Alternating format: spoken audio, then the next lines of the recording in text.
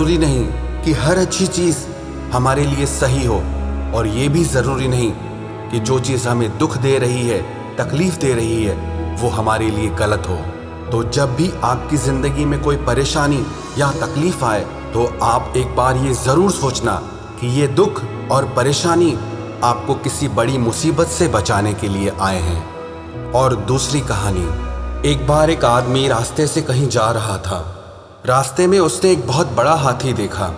जो बहुत ही विशालकाय था, लेकिन इतना ताकतवर होने के बाद भी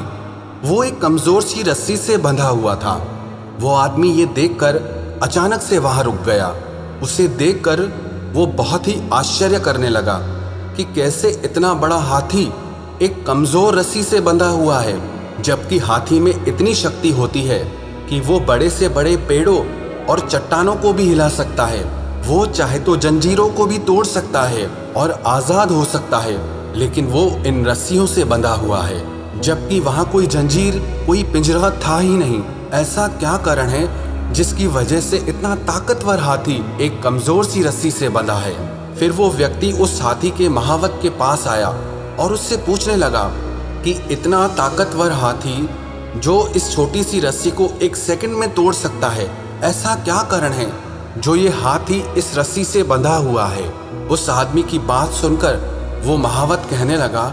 जब ये हाथी बहुत छोटा था तब मैं इसे इसी रस्सी के सहारे बांध देता था, और उस समय ये रस्सी इतनी मजबूत थी कि इसको तोड़ पाना इसके लिए बहुत ही मुश्किल था। उस समय इसने उस रस्सी को तोड़ने की बहुत कोशिश की, इसे बहुत चोट भी लगती थी, पैरों से खून भी निकलता था, लेकिन ये रस्सी को कभी तोड़ नहीं पाता था। और काफ़ी बार प्रयास करने के बाद भी जब ये असफल हो गया तो इसने हार मान ली और रस्सी को तोड़ना इसे असंभव लगता है। धीरे धीरे जब ये बड़ा हुआ, इसे अभी भी यही लगता है कि ये रस्सी इससे नहीं टूट सकती, और उसकी वजह से ये इसे तोड़ने की कोशिश भी नहीं करता है। हालांकि ये चाहे तो किसी भी समय रस्सी को तोड़कर अपने आप को बंधनों से मुक्त कर सकता है, लेकिन अपने बचपन की हार को ये जीवन की हार मानकर बैठ गया है और अब कोई कोशिश ही नहीं करता है, और उसकी वजह से